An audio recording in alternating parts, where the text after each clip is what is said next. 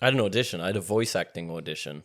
Yeah. Which doesn't really feel like an audition, because what that actually means is you're under the covers in your bedroom talking into a voice recorder, being like, or whatever they've told you to do. But I really Is that wanted... what they told you to do, or is that how you decided to, when you took the role? Well, that's how I interpreted it. I was actually very excited. It was for a video game, or like an on-phone game where you pretended to be a robot. I think it was a strategy game, Right. and you're like supposed to be a fun robot. And I really wanted it, but I don't think I got it. Okay, so what was the name of the character? I don't know. It's just a robot. Just robot. They're just like, it's a robot. And can you do how you did it? I just used my regular voice. Oh, okay. You didn't think of going. No,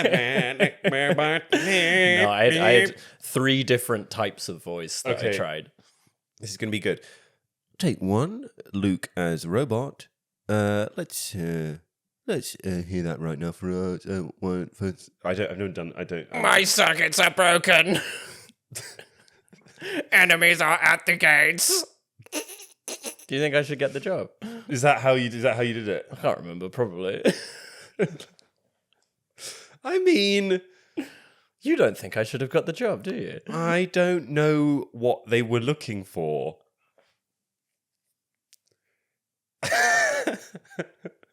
You can't do a shocked face in a majority audio podcast. I don't think it works. That's good. If you'd applied some of these like practical thinking skills in your audition, maybe you would have got the job. Luke. You're so right. I should have used the practical thinking skills. Don't make fun of me. I know practical thinking is not a thing, but you know it's what is it? What do people say? Lateral thinking. What? Anyway, I was supporting you. Okay, sorry. I thought you were me. I was insecure about something. You were being hella insecure there. I'm insecure. I was actually thinking, what a good podcast partner I am by going along with Sam's bit. Don't they? And then you were like, don't make fun of me. Okay, I'm sorry.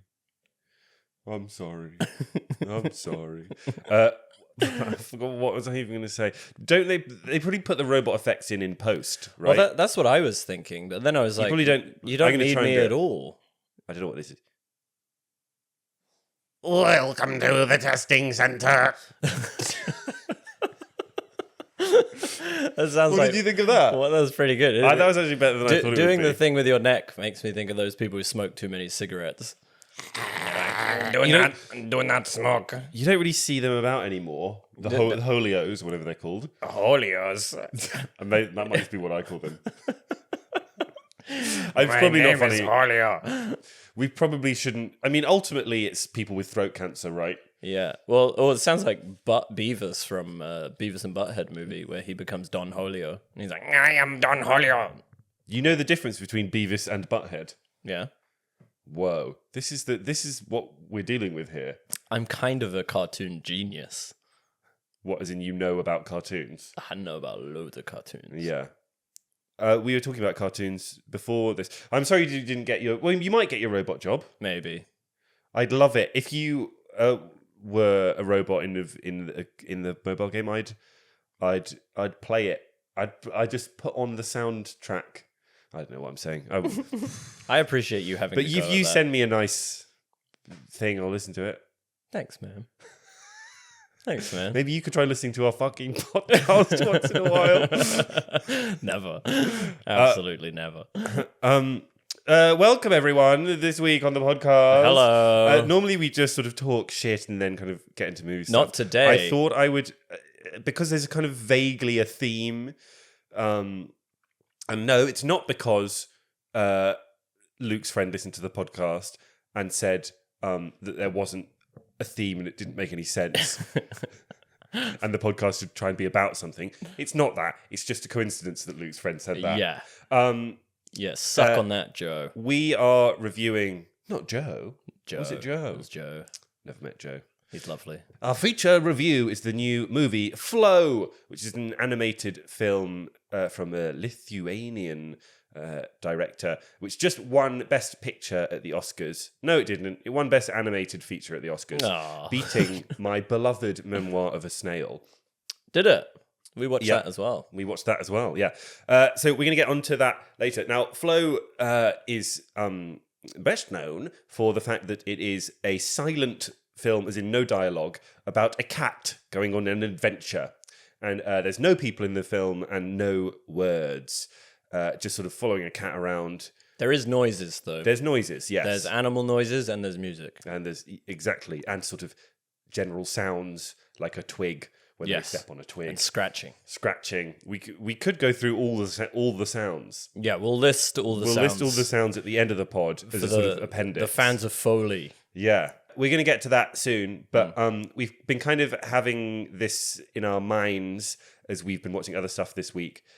This kind of like, what makes a movie a movie? What makes a movie interesting to watch? Because I don't know about you, but if someone's like, hey, do you want to watch a cat movie with no talking? My animal brain says, no, thank you. Yes. That sounds like something I would not enjoy. Yeah, I was expecting to have a sad time this week. And I was like, I have to watch 2 movies with silent animal leads? Yeah. And no humans in it? So Luke was already annoyed we decided we were going to watch Flow. And then I sent Luke a message saying, hey, how about we watch loads of films all about animals with no talking? And Luke said, yes, please, because he's a supportive guy. No, I said, as I always say, that's going to be no RoboCop. But to be fair, you would probably prefer RoboCop if they got rid of the talking. It was just more blood. No, I love the talking in RoboCop. Do you love the talking? Yeah. Please do not do what you are doing, or I will shoot you. I am a robot. No, Is that the most famous line? Hands up, creep, and then he shoots him in the dick. Do you think your love for RoboCop made you extra excited about your Robo audition? Yes. Yeah. And I failed. Well, if I ever get given the opportunity to make a robot-based film, I will allow you to audition for that. Thank you, Sam. I'm sure that the robotness they'll add in auto-tune. Can we hear number 2? Can you genuinely give us your different Well, they robot actually voices? asked me to do one in my regular voice, Yeah. but with emotions in it. Right. It is. I know it's hard for you to add emotions to your regular voice. Yes. So how did I you think that's struggle why with my that? agent said I should do this. They're like, who's the like, most you know, robotic, autistic-y sounding person I have on my books? It's Luke. Look, it's not as extreme as an actual human being with emotions. No. But it's a robot with emotions. Yeah. So it's playing somewhat to your strengths. I fit in that Venn diagram somewhere. I have so many feelings. Do you? Yeah, I think I have more feelings than other people. I just can't express them. You think you have deeper emotions than other people, or you think you have a wider breadth of emotions? Because that would be more interesting. If you're just like, I'm more sad than other people, I'm so deep, fine. Everyone thinks that, and no one actually does. What, you had emotions that actually other people couldn't feel. I like that the idea that you're like, nobody else feels blowing. You know that feeling, blowing, when you see the melancholy blow. There's not even a word for it. what's in it. Okay. Somewhere between melancholy and great joy. If you had to like invent a new word for a new emotion or feeling. This is good. This is like Schadenfreude. Yeah. Yeah, Schadenfreude. Yeah, you got to have a word for that. I mean, this is not a very original one, but the one that comes to mind is when you're like walking down the street and you remember something embarrassing you did in the past. Yes. And you feel that feeling. And I would say it's not embarrassment because you're not like actually like in the presence of other people in that point. It's like a kind of remembered pain. It's like, Yeah. I asked that woman at a party if her dad was coming and her dad is Hitler You're like or something. Cringe flash. Yeah. Cringe flash. Flash. Cringe, yeah. I would like there to be more words to explain. You know, when you have, how do I put this? You know, when you have thoughts that are morally improper, but they're not desires, but you are contemplating the whole thing. And you're going through the emotion. So, like, for example, if you had a friend's partner and you desired them, but you were then, like, processing the whole feeling of, like, oh, I would like to sleep with them in a completely separate universe where my friend was never with them. Something like that. Which is not the same as, like, I have desire to... It's not quite the same. Because desire you might act on, whereas this is, like, you wouldn't because there's... that's it. There should be a term for the longing of a friend's partner that you can never act on and would never act on because of the loyalty you have to your friend. Is this a negative emotion or a positive emotion? Is it like a sort of Well, wistful... it fits somewhere in like that sort of nostalgia. It's mixed emotion, isn't it? Like it's neither positive nor negative. There's like longing, but there's also loyalty, and they're merged into one feeling, which is why it's a new feeling. Yes. Or at least one that we could have a word for. Yeah. And then we could discuss it properly. It's interesting. I'm trying to break down that feeling, which I've obviously never felt. Because you always shagged your friends' girlfriends. We'll edit that bit out. What? Lindsay will edit that bit out like you've like hit on a tree. We'll edit that bit out. We know what a dog Sam is. But you know what? I think there is a certain thing, and I don't know if there's... I got another new feeling. You know what I think it is? Go on. It's like, have you seen the film Past Lives? Which is basically about these people who sort of want to be together but can't be together, which sounds like every fucking kind of romance movie ever. But I feel like it does it in a kind of unique way. And I think what it finds is it's like, there's one version you're talking about where your friend's going out with someone and you fancy this person that they're going out with, and you're like, God, I wish I could go out with that person, but I can't because they're going out with my friend. That's the sort of boring version. That's the Luke Chilton, I'm a horny boy version. What? Right? The deep Sam Ely version, which you might not really understand. This is awful. This is awful. The deep version that I would feel is a kind of sort of beautiful sort of, in another universe, in another time, perhaps we would be together. And we aren't together now. This is just what I said 2 minutes ago.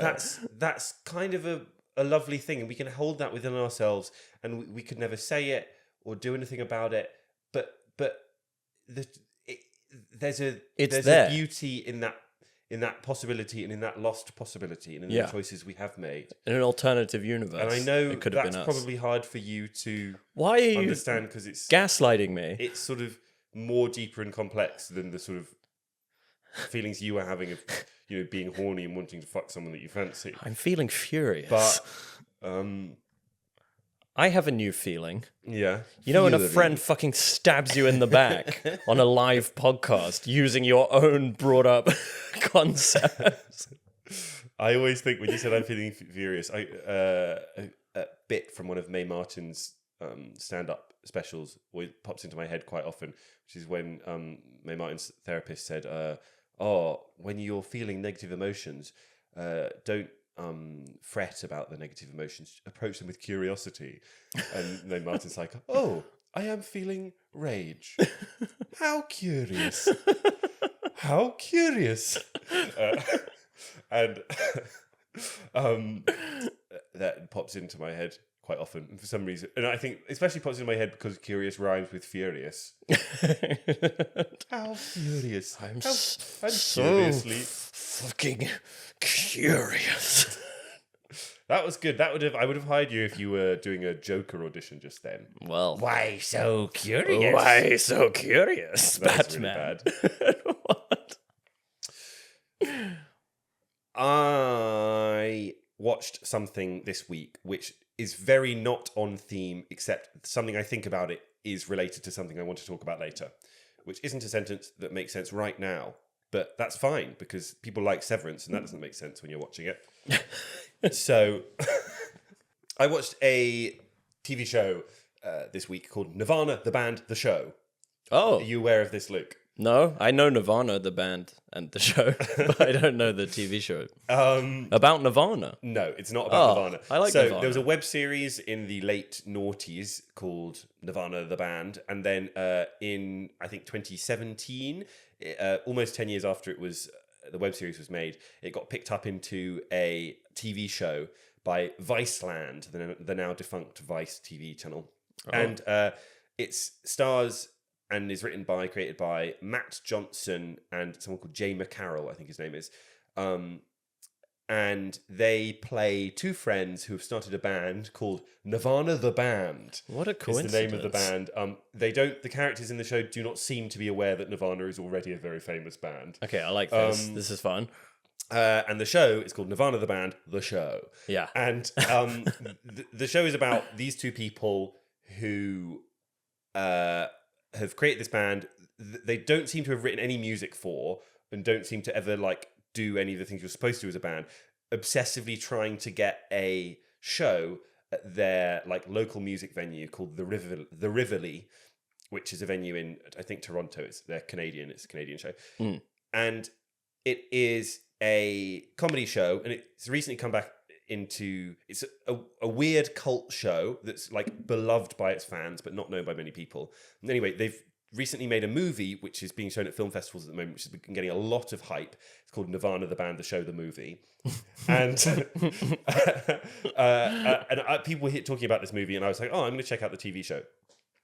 And the show is really interesting, and I like it. I don't love it, but I see why it is beloved, and it does something that I really love in films and TV shows, and that is, so these two people are in this dumb band, and most of the show is just them kind of talking about how they're going to get their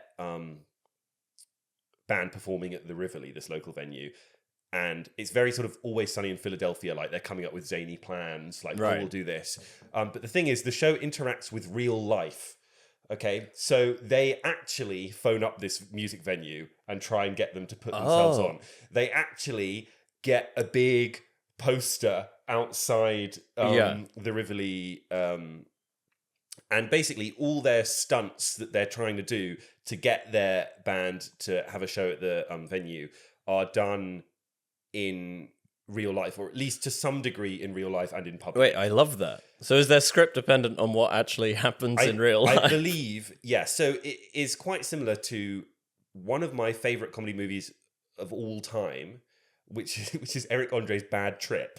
Oh yeah, It's I a like movie that that came trip. out a few years ago on Netflix, which is basically what if a buddy road movie happened in real life, and they just do all this mad shit, but it's in front of real people, and yet it's sort of telling a story of an actual movie. I think it's hilarious because you're just watching people's reactions as they do this mad stuff. But it's kind of Borat as well. Yeah. It's quite similar to Borat, and this does something quite similar. With this show, you're not really sure what is happening, what is part of the script, who's an actor, what's really going on. Like, for example, there's one scene in an early episode where something is like set on fire that isn't supposed to be set on fire, apparently. And then you see like fire engines coming, and you're like, what, have they actually started like a crazy fire? And I was Googling it, and apparently like the fire was like somewhat real, but they made it look bigger than it actually was. And then they like got shots from fire engines like elsewhere. Right. So it's like this kind of trippy, like what's real, what's not. Sort of weird mockumentary, but actually also real documentary at times. Yes, yeah. Now, I don't think the show is amazing. I find the main guy in the duo, Matt Johnson's character, like a bit annoying. I don't think the writing's like amazing. I wasn't laughing loads, but I think, and to be fair, I've not watched that much of it, and I'm going to keep watching it. And if my opinion goes up, which I think it might well do, then I will come back and say that on a future episode. But this fusion of fiction and reality and doing stuff in real life, I just absolutely love. I find totally addictive and so fun to see. And to the point that sometimes like non-fiction or reality stuff in films and TV can kind of ruin their fictional counterparts for me. Right, okay. So another example of this I want to give. Another show I really love, Nathan For You. Yeah. Okay. Where Nathan Fielder goes, is his comedian, he goes and fixes problems for businesses. And these are real businesses, and he's doing all this stuff in real life. And it's very, very funny because you see these people's reactions to the mad stunts that he's pulling. So I used to watch that all the time. Then I was recommended a show called Review, which is a show where this guy goes out and reviews real life things. Like he reviews getting divorced and eating loads of pancakes and things like that. Now, Review is not real. It's just fictional. It's just scripted and fake. Now, most shows are not real. Yeah. But I was so in love with Nathan For You at the time that when I went to watch this show Review, which had got like a lot of hype, people really liked, I was watching it and being like, but none of this is happening. Why? What? How could this be funny? This man is simply pretending that these events are occurring. To be fair, that's what Borat did to me for a while. Yeah. Where I was like, and also I remember like the reaction in the cinema.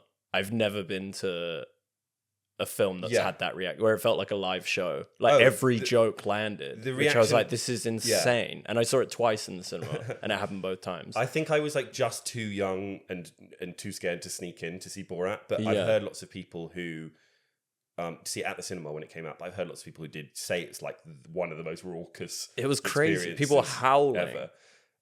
And it does this kind of blending of fiction and reality is so exciting and fun and powerful. And I know kind of the prank genre and stuff is kind of going out of fashion, but I think if it's done in like a smart way, it's just amazing. Well, I think they really stay with you. It's like a Brass Eye as well. Used to do that as well. And you really can't tell where interview real politicians. Yeah, and like real people and do stunts, but you couldn't really tell where the stunts were beginning and the completely scripted bits were start. It was so good. And I feel like those shows really do stick in your memory. Yeah. Even I guess like This is Spinal Tap, which I suppose is a mockumentary in the sense that it is all fake, but it's got this real edge to it. Right, yeah. And sort of predates all those things. So it's kind of the start of like, let's make things feel real. Yes, yeah. That's interesting because it's it's trying to recreate that feeling. But I think that problem I had with that show Review that I was talking about is kind of filmed in a similar way, like it is kind of real. It's filmed with a kind of like the guy's like a fake news broadcaster. Right. So it's filmed in this kind of documentary-ish style. I think if it was more clearly fiction, I might have not had that problem with it. But I think sometimes with those sort of, we'll make it look real, the fact that I know it isn't can kind of take it away from me a bit. Like, I also really love that show Jury Duty. Did you see that? No, I never saw that. It's like a sitcom set in a court about a jury. But one guy doesn't know that he's in a sitcom. He thinks he's in a documentary, and he thinks all the characters around him are real people. And only in the last episode do they reveal that this has all been a giant prank on him. And wait, that's hilarious. The judge isn't a real judge. The defendants aren't real defendants. The whole thing. He thinks he's in a documentary about jury duty. That's so good. And the whole thing's fake. Yeah. And it's incredible. Like, if it was just a sitcom, it would be like quite a below average sitcom. It'd be a lower stakes Truman Show. Yeah. But because every single scene is you see a real human being react like all this stuff is actually happening. And it's so funny because there's like interviews with him and he's like, I feel like a lot of crazy stuff is happening. And they're just like seeing how far they can push it. It's so much fun. I love it. And I do find it hard to like occasionally get back into regular programming when my brain's been so overstimulated. I've had the ambrosia that is real kind of life reality. And then even occasionally, like if you see an amazing documentary, like things we've talked about before, like The Imposter or stuff like Catfish and weird thrillery documentaries. Then you try and watch like The Bourne Identity. Yeah. And you're like, well, that's just Matt Damon. Yes. Yeah. That's just Matt Damon running around. And I kind of have to relearn how to enjoy fiction because it's so exciting when you see something real. I guess that's an addiction with true crime.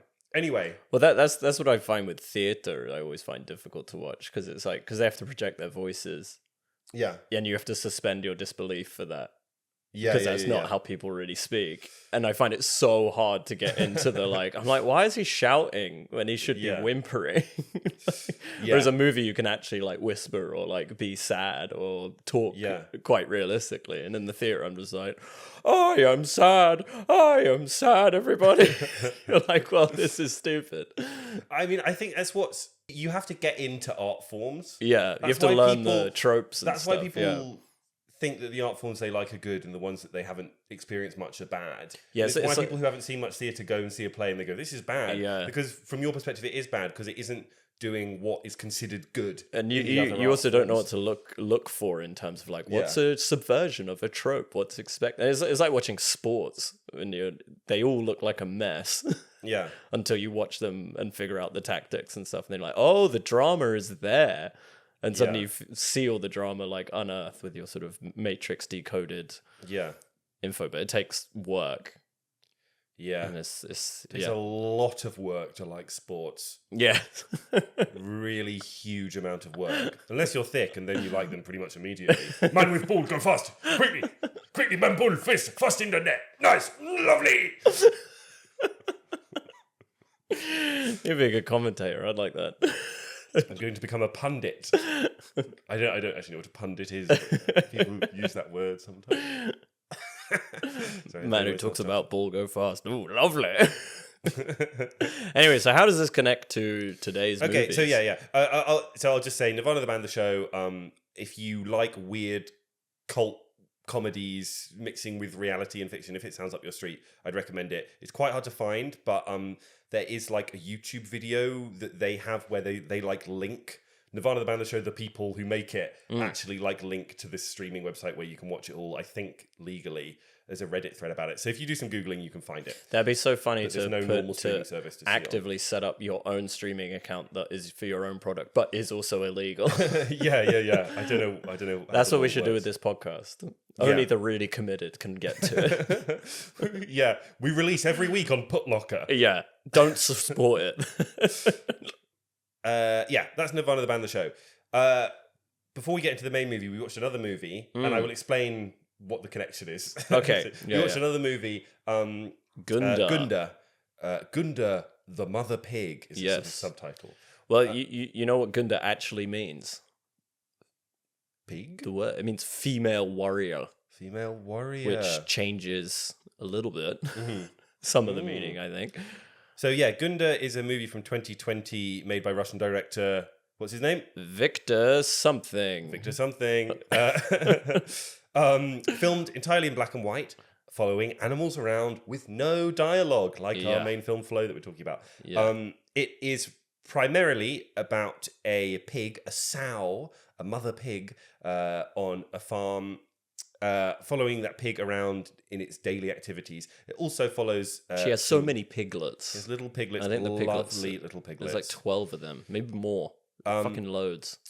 It also follows some cows and some chickens for shorter portions of the film. It's mostly focused on these pigs. I thought this would be a good counterpoint, sort of to Flow. How did you feel going into Gunda? Okay, Luke, well, and then how did you enjoy the movie? Okay, I was apprehensive about watching the movie. I thought it was going to be incredibly boring. Yeah. And pretentious and just like, whatever. And like, well, I thought it'd be one of those, sometimes like people come up with something that's arty, but they haven't actually thought, there's no message they've come to. They're just like, wouldn't that be weird? Yeah. What if I put a dump in the middle of the art gallery? I was like, what if I just waste everyone's time by watching a pig for an hour and a half? So I was worried it might be one of those. Yeah. And I'm going to be honest, Sam. I almost don't want to talk about this film and say my opinions of it because I feel like people's experience of it may hugely vary. And I feel like I sort of don't want to implant people's with expectation of the movie because I imagine some people come out with different feelings about it. Because it felt hugely like meditative and like ASMR-y but incredibly engaging for me. Mm-hmm. Although, I'm going to be honest, I fell asleep. Okay. And I woke up at, I didn't know what point of the movie and I had to rewatch the movie. But I loved it. It evoked really strong emotions in me. And at first it was a little bit like, what's going to happen? What's going to get going? And then I found my mind really wandering into sort of the nature of eating animals, how I felt about that, what sort of is a meaningful life. Seeing all these piglets grow up really made me sort of be like, oh my God, but they're all destined to be eaten. Yeah. But they're so clearly sort of enjoying each other's company. enjoying walking around the field.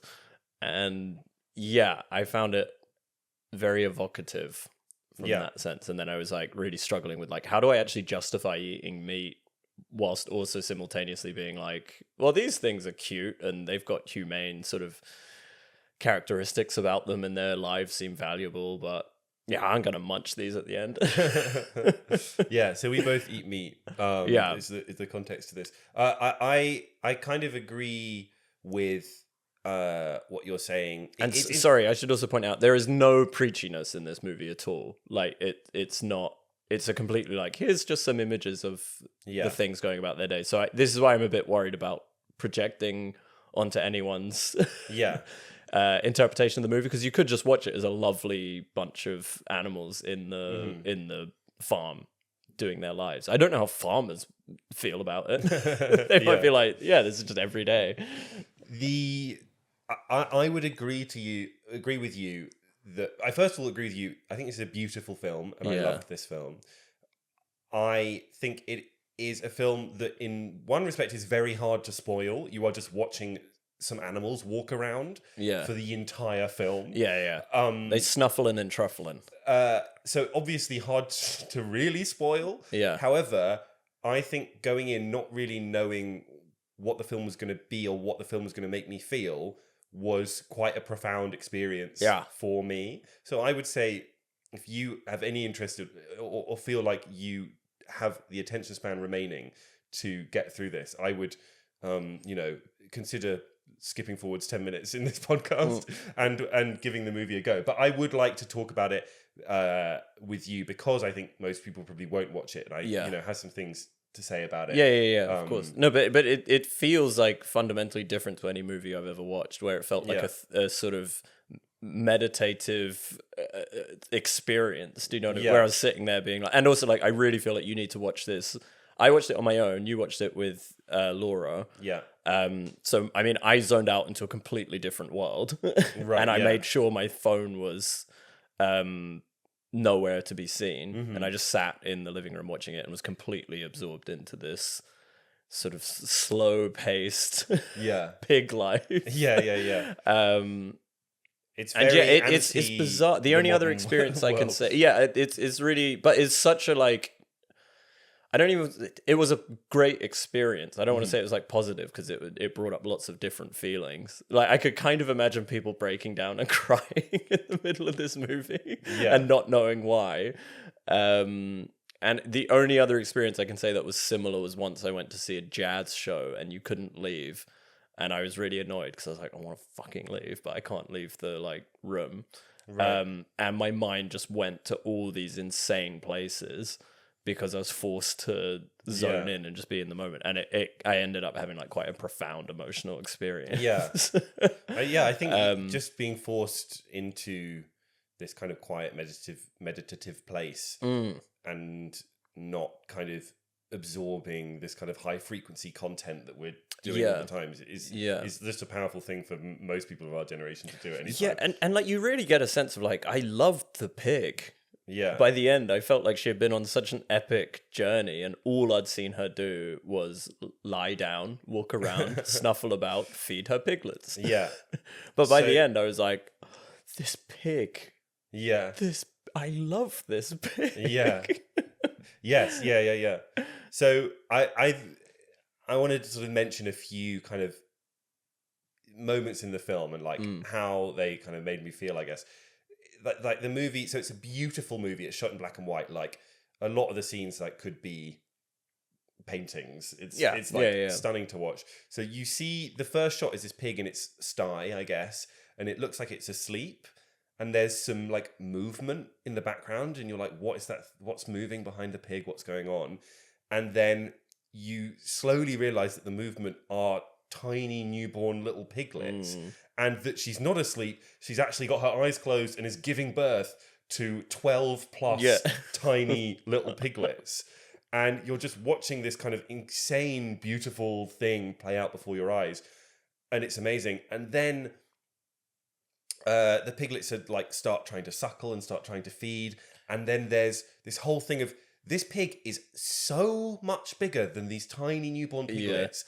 And huge, and you are absolutely terrified that she's going to roll over and crush. Because she would squash them to bits if she just rolled over. And she doesn't, she doesn't look like she's being that careful. No, she's really like poking them and rolling about. And, yeah. And this is bring it. I'll say now why I was talking about all that stuff with Nirvana the band, the show. There's in Flow, the movie we're going to talk about later, like you have to sort of suspend your disbelief and get involved with this non-speaking cat character, and I think you do to some degree. But like in Gunda, the stakes, what that animals are doing, is so much lower stakes. Yeah, but because they're real, because it's real life, it is so much. It's so tense, and you care for them so deeply, and it's that thing I was talking about before of the kind of reality spoiling fiction for me. Of just this tiny, almost nothing scene of just watching these little piglets suckle for the first time, and you being so desperate for them not to get hurt. And there is a scene where the mother accidentally stands on one of the pigs, and the pig cries out in help, and it's like I was like feeling more in that moment than I'd felt in like a lot of the most climactic movies. A tense thriller doesn't come close to the pig accidentally standing on the trotter of his babe. Also, there also feels like this weird thing. Although nothing really seems to happen in the movie, you do sort of. I don't know if it's like your brain starts making arcs, because I'm pretty sure that piglet that it steps on. I'm pretty sure you see it later with a gammy leg. With the hurt leg. Yeah. And I'm like, is that the same piglet? It's like the little Has the mum done that? Yeah. And then before that, you see it like buried under straw, and you see the mum like look for it, trying to save its lost piglet. It's hard to know what the filmmaker is like trying to like, if they're trying to anthropomorphize them, whether we're doing it in our heads, whether this is a real art. Well, this is what I was saying. Like, I was a bit worried about talking about the movie, because it's like I don't know how much is input from within, and how much is again, the filmmaker trying to deliberately get you to a certain. But I think that's what's so kind of special about that, because everyone is wondering these things, everyone's thinking these things. Like you go back and forth between really putting a lot of kind of humanity and emotion and intelligence into these animals, and then changing your mind, and it's moments of like, oh no, this pig isn't being included with the other pigs. He's left out because he's disabled. Oh my god, You're thinking about like fucking accessibility in the real world. Like, God, I've got to say, the suckling is like beyond stressful when one of them's trying to get milk, because they all sort of seem so like hypnotized by the teats or whatever, and they're just like, and then you see the one pig who's squealing because it can't get access to it and has to like just physically push one of them off, and then that one becomes the crackhead who's been put on withdrawal. And you're like, ugh. It's like a little, I don't know, symbolism of life. And capitalism. I don't know. So winners much. And losers and luck and just misfortune and There's that thing, I don't know how you pronounce it, it's called like pareidolia or something like that, which is where humans see faces in things, right? And it's because we're built to like find life in it. Like you see two eyes and a dot beneath it, and your body goes, it's a face. Yeah, it's like when you look at a scaffolding and you're like, oh, the ends are mouths. Exactly. And then you're watching these pigs or these chickens or whatever, and you're doing a kind of similar thing emotionally, where you're seeing these things, and I have no idea whether they're feeling what we're feeling, but you're like projecting this humanity onto them, and it's just like tiny little things. Like there's a scene where there's a one-legged chicken, and it's walking around, and it comes to like a log that's blocking its path, and you're like, how's it going to get over the log? So I love that. And it's so just hops and up. It slowly just about hops up, and it just about manages it. But I was like on the edge of my seat. And it doesn't even need. There's no reason it has to get over the log. Also, it's hilarious because in most movies, life does have obstacles. Yeah, and it's like most movies also need like musical crescendo at that point. Yeah. To re-emphasize you're supposed to feel this way, whereas this is like so cut back, and you can just hear like flies in the background. It's got animal noises. That's it. Yeah, it feels like being in the countryside, and then you're like, but this insane melodrama is happening in your head. Yeah. And then it's really, I really wasn't expecting it to be so I mean, I'm sure some people will watch this movie and just not. I think you have to engage with it. Yeah. I imagine some people hate this. Oh yeah, movie, you so couldn't to have be it like, on the, this on is in the dumb. background. No, and I think you have to watch it properly, invest in it, and break through a few like twitchy moments where you're like, I want to check Instagram. It's like, no, stay with the fucking pig. Yeah. And you're gonna feel some crazy stuff by the end. Yeah. And then, not to give away the ending, but the movie's made by a vegetarian, and I've seen sort of animal rights movies before that have had far less of an impact than this movie had. Like this, there's no people, there's no words. There's also no suffering. It doesn't show you any suffering. Yeah, there's no suffering apart from sort of that mum stepping on the little pig, but there's no like, you don't see animals getting executed or anything like that. It just shows you, it just makes you invest in the lives of these animals, and it's impossible not to do that. And the movie ends in a way which I will not spoil, but in which is quite painful to watch.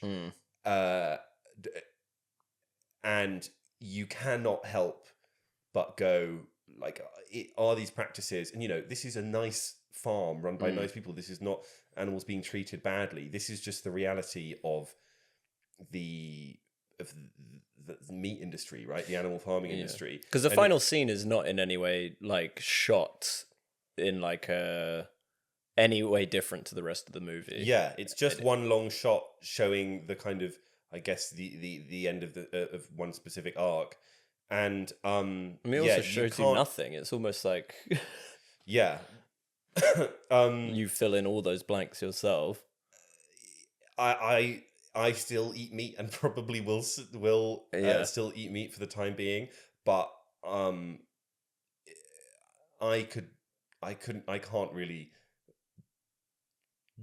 defend that. Watching this film, you can't. I think it really highlights that there's cruelty in eating animals, whatever way you look at it, because you are ending or in some way involved in this life that is valuable is now gone, so that you can live longer. Which I'm sort of like, I don't have a problem with that. Like, I don't think that's like an inconsistent. You can admit that it's cruel and still partake in it, but that's a much harder pill to swallow than, it's all over there and I'll never confront it and never think. I mean, but it's so true what you said about how it's probably more affecting than any other sort of vegetarian, what I want to say, propaganda. Yeah. I've seen. Whereas like I've seen those guys who hang out at Brixton Station have massive videos of like inside the slaughterhouse, and you're watching a pig have its throat slit and convulsing on the floor and being electrocuted and all this stuff. And I just watched that and I'm like, fine, yeah, that's what happens in slaughterhouses. This made me be like, I'm so empathetic with the pig. Yeah. That I feel awful at just the idea of buying bacon. Yeah. It's like, I'm eating these pigs. I'm eating the little piglet that got stamped on. Yeah. Well, a lot of kind of propaganda and activism around lots of stuff, not just vegetarianism, is kind of angry and confronting all these things, because these activists are angry and do think people need to be shocked. This movie is made with such gentle warmth and empathy, and just says, just like with no tricks of the trade at all. It just says, we're just going to slowly, in black and white, let you watch the life of this pig, and afterwards you can decide if you think you should still be eating them. And I found it way more disturbing and than any of that other more obviously confronting stuff. Yeah, because I think that sort of activist approach of like shock and anger and everything, it's almost like you have a knee-jerk reaction to reject that, because it's like, I don't want to see anger, I don't want to see confrontation, and it's like you're almost responding to those feelings just as you're not engaging with the content of what's behind those feelings. It's just I'm seeing those feelings coming at me, and I want to defend against them because I don't like someone telling me what to do in an angry way. It's more clear. It's more clearly there being like, "Hey, you're a bad guy. Look at what you're doing." Yeah, and that makes the me want to be natural like, human "Fuck response is you! to I'll go, just do it." Well, I'm going to defend myself because I'm not a bad person. I don't want to think of myself as a bad person. Yeah, And it's I think a shame that people do have that response, but you have to take that into account when trying to change people's minds. Yeah, completely. Anyway, both highly recommend Gunda. It was a beautiful movie, and also lots of really cute pigs and lots of just like joyous moments. Chickens and the cows I can leave. Like, the chicken and cows weren't as evoking. Do you think that's just because we didn't spend as much time with them? Yeah, I think they're just more boring. I think cows just sort of walk around, don't really do much, and chickens are just thick. Because the chickens, I came away feeling like I'm still eating those guys. I don't care. Me and Laura were both. I was like, I'll stamp on them myself. I don't mind. Whereas the piglets, I was like, they're so cute and they're so social. The chickens won, it felt a lot more like the filmmaker was like, I really had to hang around the chickens for a long time before it looked like they could be bothered to do anything. And there was like a chicken that had lost its feathers, and I was like there. Just like, does it even know it's lost its feathers? I think it's too stupid to realise it's just like, it's all the close-ups of its face. It's just like, and you're like, you're not like, I don't know, you don't have the same impact on me at all. The same with like fish. I don't get the... Right, yeah. Like, a cow, I'm like, maybe. But the pigs really felt... Yeah, there was like a connection there.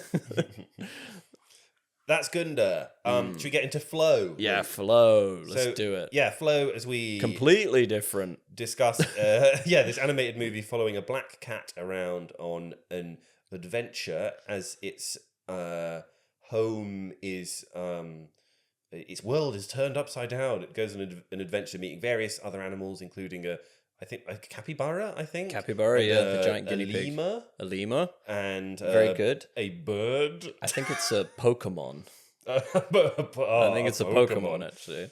No, I watched this with my friend Aaron, and we couldn't work out we knew all the animals apart from the whale thing and the bird, and we were like, they might be real. I don't think the whale thing is real. What are you talking? It might be real. Because we thought the bird wasn't real. Turns out the bird's real. It's a secretary bird. Secretary bird. I'm pretty sure if that whale thing existed, I would have seen it before. Because it's mad. It's fucking crazy looking. Anyway, I just didn't want to be ignorant, you know? Yeah. Well, we are ignorant, and that's part of our brand. Luke, what did you think of this movie? How did it compare as a viewing experience to Gunda? Do you think it should have won Best Animated Feature at the Oscars? Tell me your thoughts. Well, I feel it's completely unfair to compare these movies. Gunda is... They couldn't be more different. Despite being the most similar movies we've ever reviewed in our lives. It's really like shows you what... If two people were given like the task of making a non-dialogue animal movie, could not have come up with completely different, further apart products. I kind of wish I watched Flow first because I couldn't help compare it because I knew we were watching these two movies, and I feel like Gunda was so profound that it just wasn't a fair benchmark. I did like Flow. I thought it was fun. It looks great. Like, it looks so beautiful. The animation, I think, is really good. I really wish I watched it in the cinema rather than on my laptop. I kind of didn't... I felt like it sort of had, like, a message maybe it was hitting on, but I didn't really know... I couldn't really work out what it was trying to say. And whereas Gunda has this, like, completely, like, you make up your own mind. This feels like this is so planned.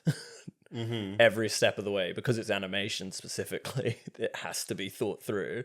And I would say sort of left with a lot of questions, but not in a way. I don't mean that necessarily as a critique, because I've watched other movies, like for example Mother by Darren Aronofsky, where it's like this very interpretive sort of like metaphor for something, Right. and it's a piece of shit. It doesn't make sense. It's sort of roughly a metaphor about nature and human nature and mother nature being abused and environmental change, whereas this one has some me and my flatmate were talking about things that happened in the movie and having very interesting discussions around it, but I didn't feel like it was a coherent story. I feel like the message of the movie felt quite sort of simple to me. Okay. But I don't know, we'll see if you disagree Go with this. Like the cat whose world is turned upside down by a sort of environmental climate event. A giant flood. I was going to not say, but it happens in like the first 5 minutes. Yeah, there's a giant flood. There's and a the giant movie's flood. about the cat trying to survive in a giant flood. Cats don't like water. No. And it basically, the message to me was climate change is not nice for animals. That's the message of the movie for me. And sorry, can I just say, me and my flatmate went on a huge Reddit deep dive, and people are so sure they know what the movie's about. Really? And it will either fall into that category, or it's an immigrant experience movie, or it's a religious metaphor. And all those three people are like, it's such a simple movie. That's funny. I mean, it does. And they're adamant. They're so furious in these Reddit discussions that it's what it's about. Because I got a very strong I got a religious feeling to it. I was like, is this a riff on Noah's Ark? Right. And it's all about, like, you know, people have to come together after sort of ecological disaster and sin and all this sort of stuff has sort of caused this. But anyway, sorry, I'm cutting you off. No, it's okay. It's okay. Is that?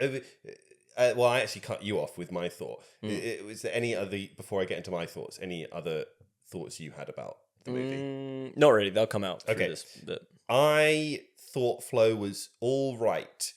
I had a decent time watching it. I think the animation is sometimes very beautiful. Yeah. Sometimes really stunning. Occasionally not that beautiful. It's quite video gamey. Looks quite a lot like a video game cutscene. I was going to say exactly. And there are moments that are quite like simplistic. Yeah. Weird little things like animals shaking to get the water off them, and you can't see any water droplets because it's like quite low on detail.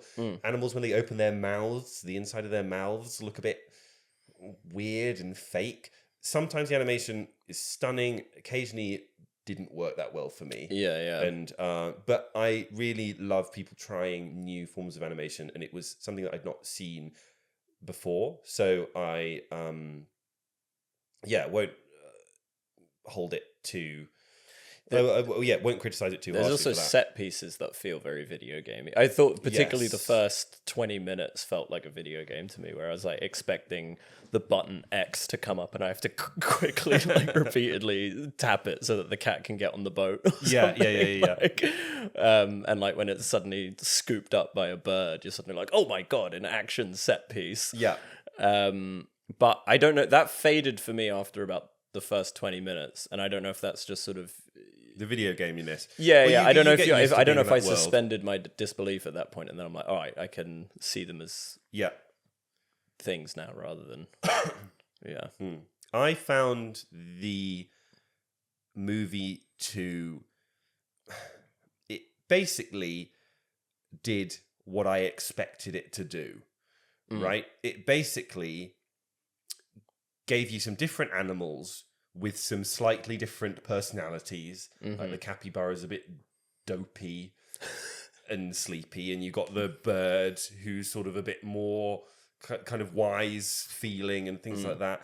Put them in tricky situations and then had kind of mild actiony scenes where you would see them get out of these situations. And I found it mostly quite fun and entertaining.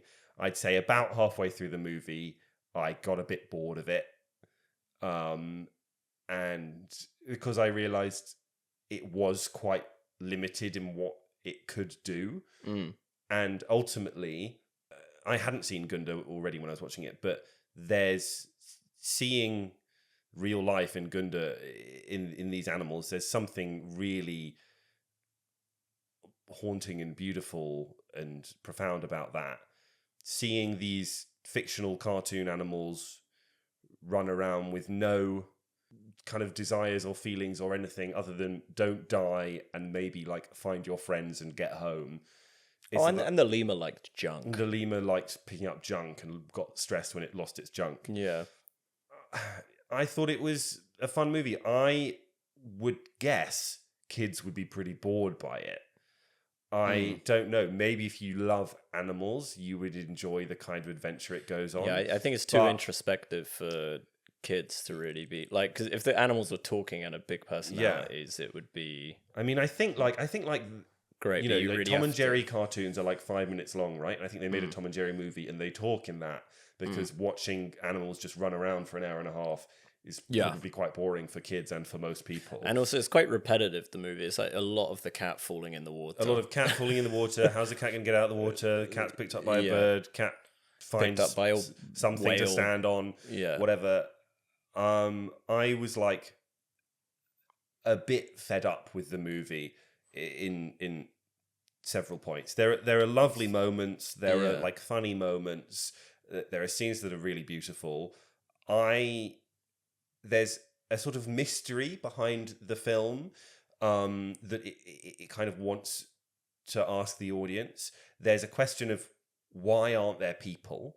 Because there's a house which there's stuff clearly made by people. So they're sort of asking why aren't there people? And more specifically than that, there are statues or appear to be crumbling statues around the place, mostly of the cat, but also I think of other. There is one animals, of a human with a hand, in its head. And that's sort of, I guess maybe that's where you saw some religious things, or where people see some religious things. It's like, oh, why are these statues? What are these?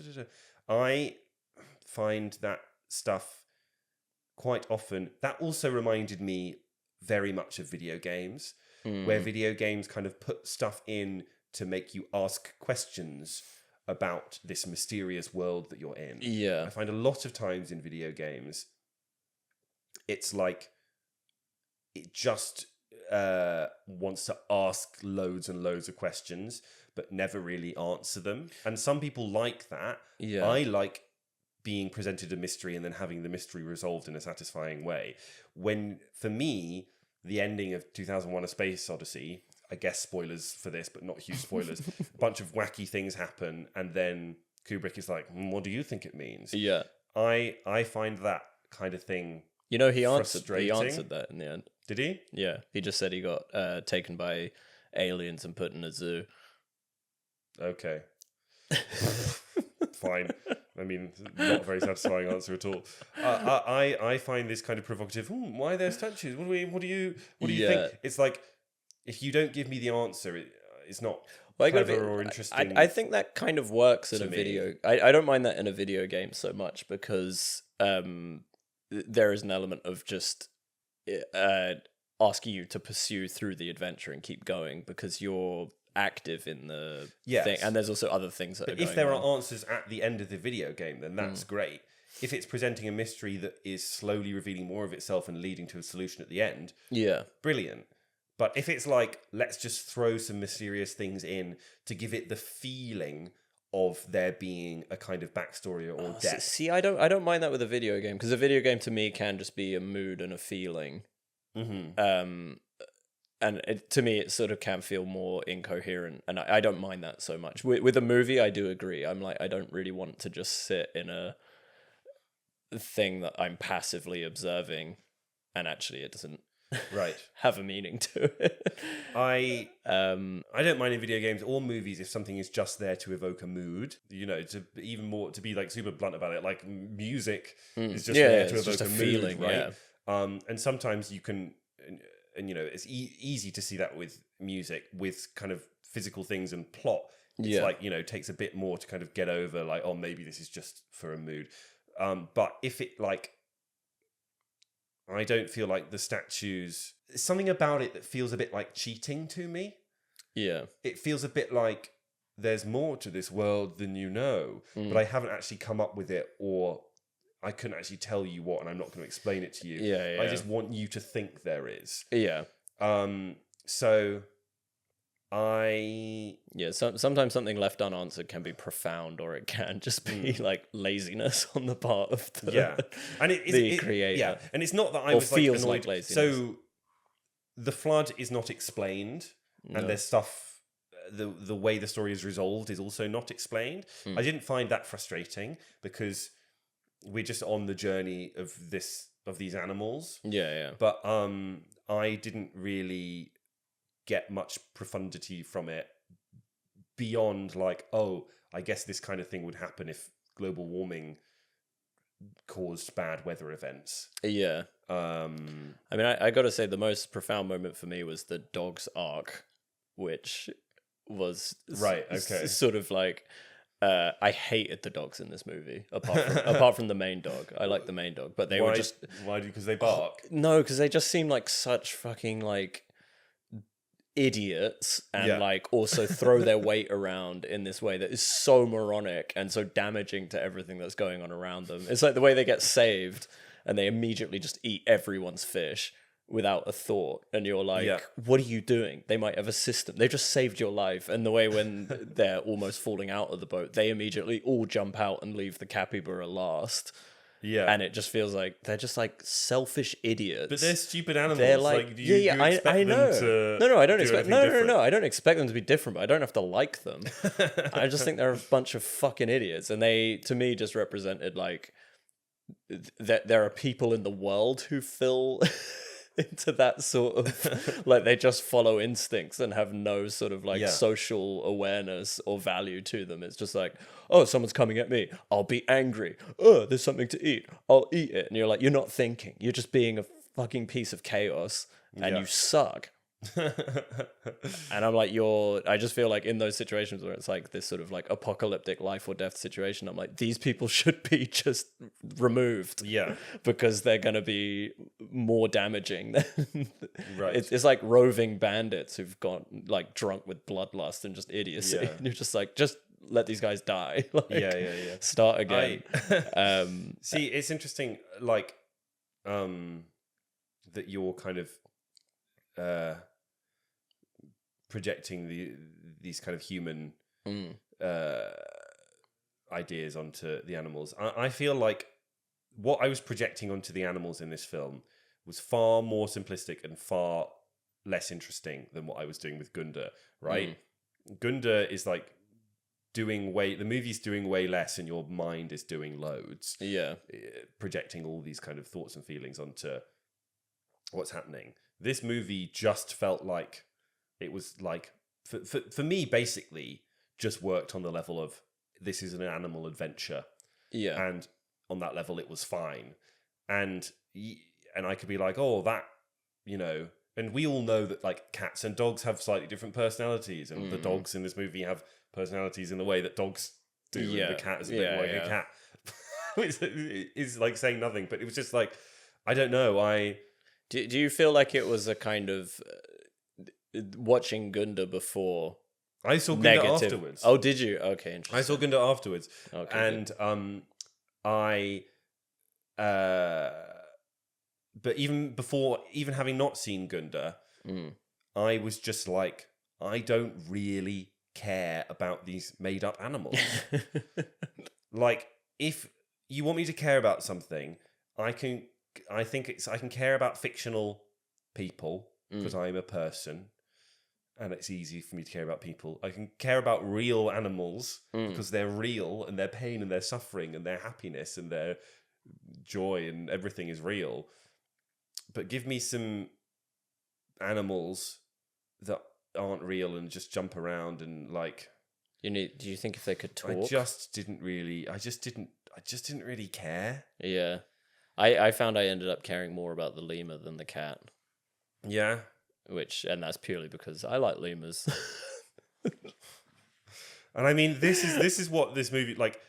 But that is a problem because that's not what the movie's supposed to do. Gunda inspired these like really like intense, provoking thoughts in us. Yeah. This film is inspiring. I ended up liking the lemur more than the cat. Like that's the kind of thoughts that this film's inspiring in us. I've not read much about this movie. I know it's had like massive critical acclaim and obviously won the Oscar. I don't think it's a worthless movie. I think it's interesting, and I think it frequently looks beautiful and is well done. But it felt to me like Gunda was like a movie that like couldn't have been made in any other way. Did this incredible thing. This felt to me like, can we make a movie with animals and no talking and make it interesting? And for me, the answer is just about. But also that's okay. And that's all. It felt like, look also, at us. We're making this movie with none of the conventional things that a movie has. It's like, great, and you're still making it somewhat entertaining. That's impressive. Do I think people should go out and watch this movie? I think if it hadn't beaten Memoir of a Snail, which is maybe my favorite movie of the year, I'd be more likely to say yes. But currently, I would say go and watch Memoir of a Snail. Although, don't bring kids to that. I would also say you can also go and play this. Like, there's computer games that have a very similar art style, and you actually do get to play as the animals. Yeah. Which, like, there's Goose Simulator, which is great. What, Untitled Goose Game, do you mean? Do I mean Goose Game? Yeah, Untitled Goose Game, which is not a disaster thing, but it is really asking you the question, can a game that's just about some geese walking about town be exciting? The answer is yes. But it's even more fun if you get to control the goose. Yeah. Untitled Goose Game is very funny. And there's also and there's so much character to that. And I'd say like a lot of the geese in that have, I mean, you are controlling them, so it's somewhat difficult, but there is like a character element of like, it's like, I love you're these like cheeky it's a cheeky goose. It's a cheeky goose. Whereas, I don't know, the cat's personality is a bit like, is it just shy and it's a cat? Yeah, I think I probably not got a strong would have personality. enjoyed this movie more if it was a video game. Yeah. And I don't think... Well, that I would can give you think of agency, any right? other movie that I like feel that about. Yeah, Gunda would be a terrible video game. Gunda would be a very bad video game. Click and point adventure. And there's also some other game where you can play as a cat. I can't remember what it's called, but you're a cat and you're just wandering around an urban landscape. Yeah. And it's good fun, but the fun comes from you being in control of the cat. And I think you have little buttons for just like, do you want to scratch your ear? Yeah. Yeah. I thought it was all right. It sounds like you liked it slightly more than me. It got a round of applause in the cinema. Oh, really? That I saw it in, which is very almost never ever see at the cinema. But do you so think clearly, this a is lot of people really, really loved it. Do you think this is people who haven't seen video games like this then? I don't think most people are thinking about video games when they're like us. No, but me and you both thought of it as a video game. Yeah. Especially for the first 20 minutes, I was like, I can't not see this as a video game. Yeah. And then sort of let it go, and it was more enjoyable for me from that point of view. That point on. I don't know. I think, most people who are going to see sort of art house Oscar-nominated movies are probably playing loads of video games at home. Didn't look like a very video gamey crowd. So do you think this is just like, good stuff from a different medium? This has drifted into a separate medium. And that's why people are finding it, because it's new to them. Whereas it's, the video game community is going to be like, what is this fucking cutscene? An hour and a half cutscene. Are you kidding me? I don't know. I don't think...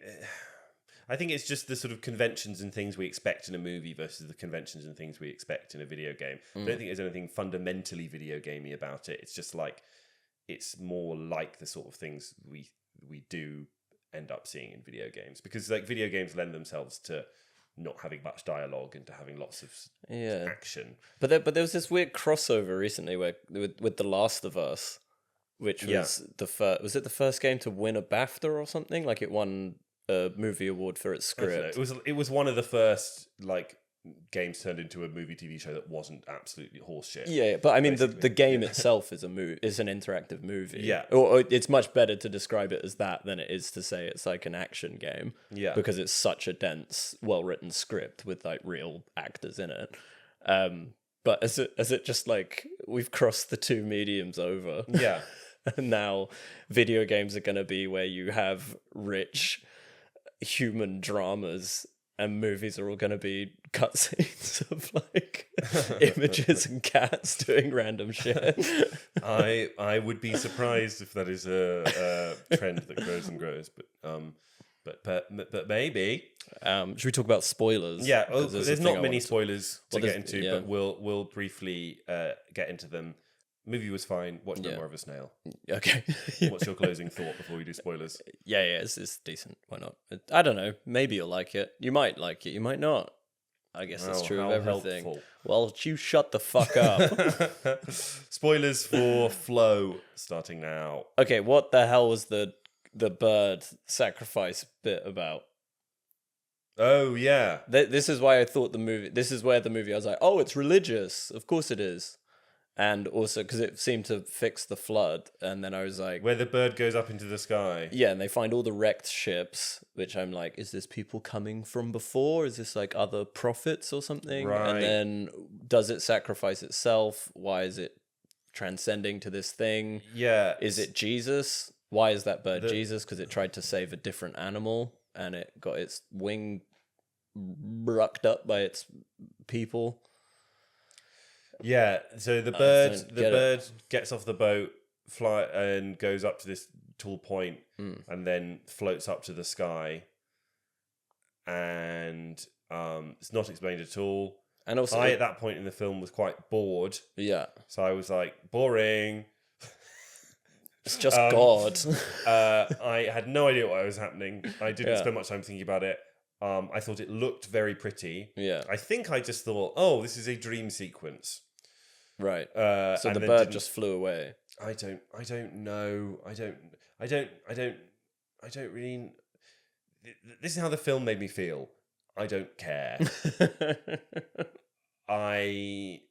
Because this is the most frustrating bit of the movie to me. Because I was Yeah. like, okay, this is getting at something. Because it's the most out of like, it's so out of step with the rest of the movie. Yeah.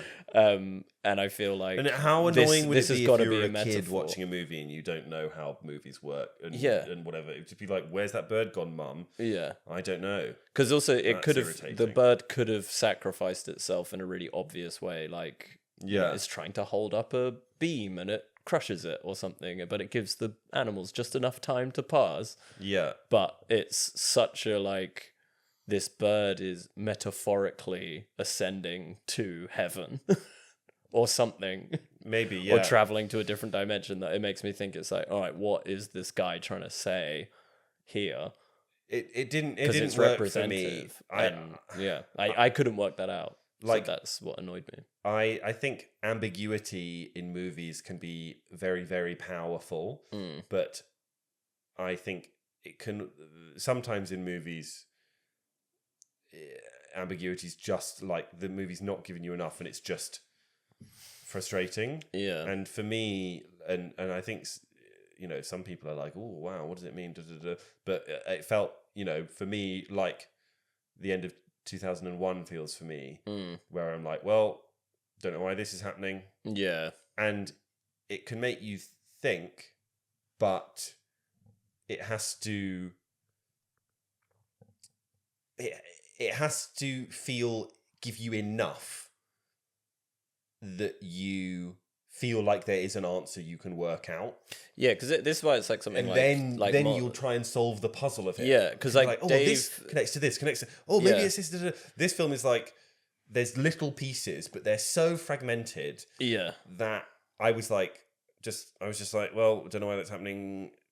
Don't care. You've lost me. yeah, because it's something like, have you watched Dave Lynch, Eraserhead or Mulholland Drive?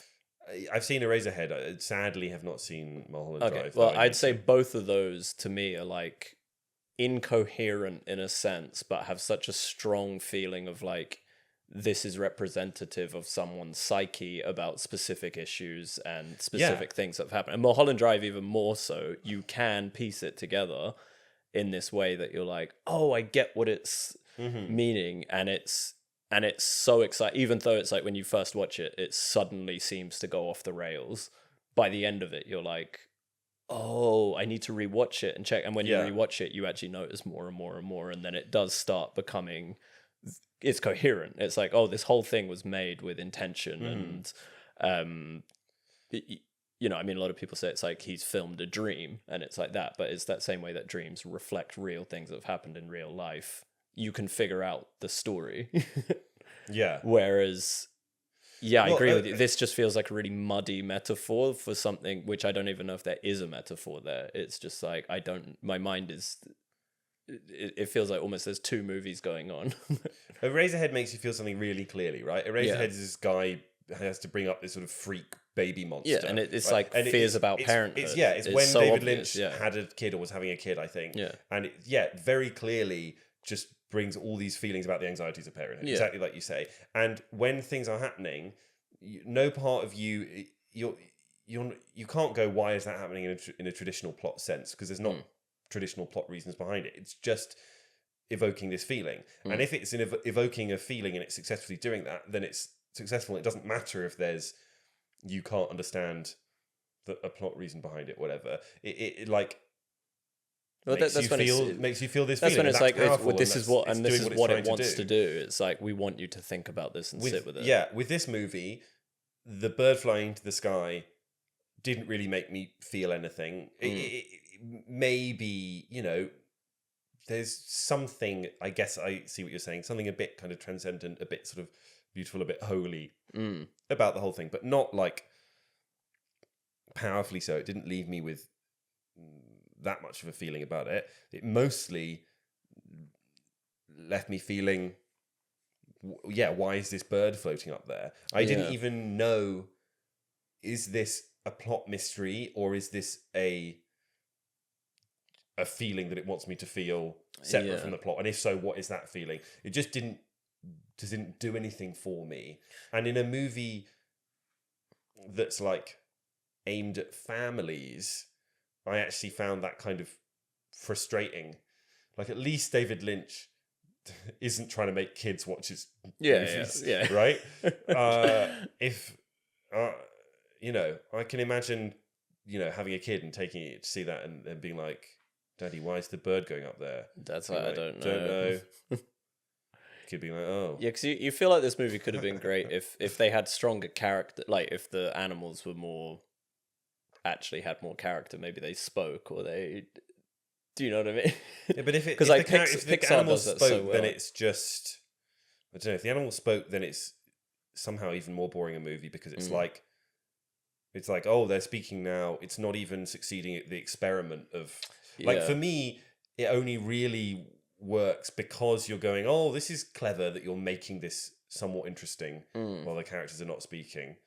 Like, if the characters speak and go, oh, look, there's water coming. Oh, we got to get on this boat, get away from the water.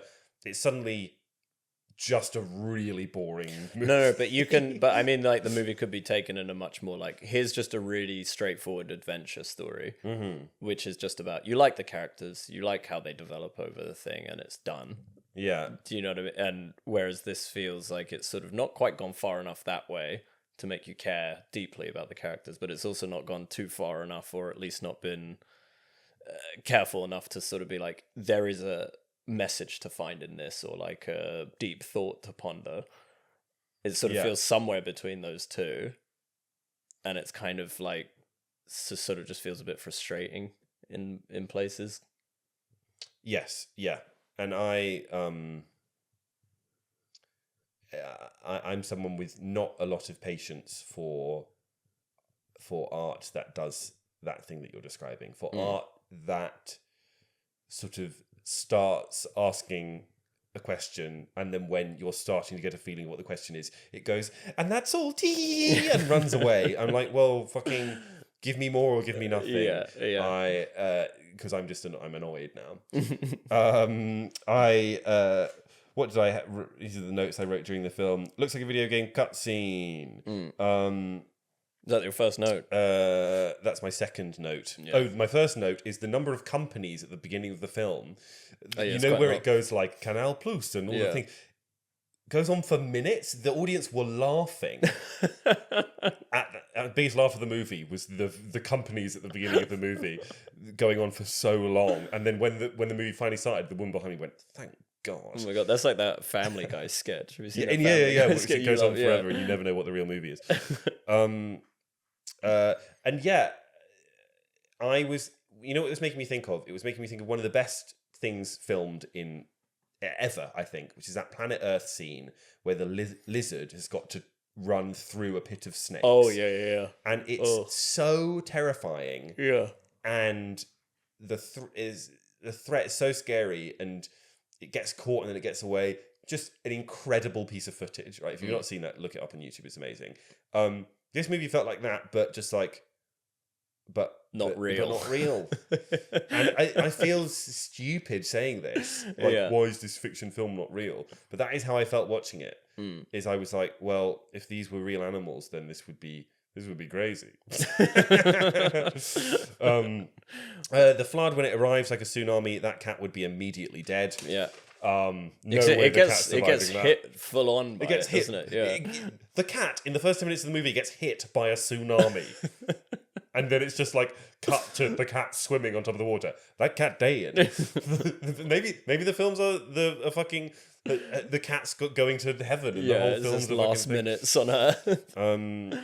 Animation sometimes stunning. This cat's having the worst day of his life. Half an hour in, I started to get a bit bored. Where have the people gone? Grim.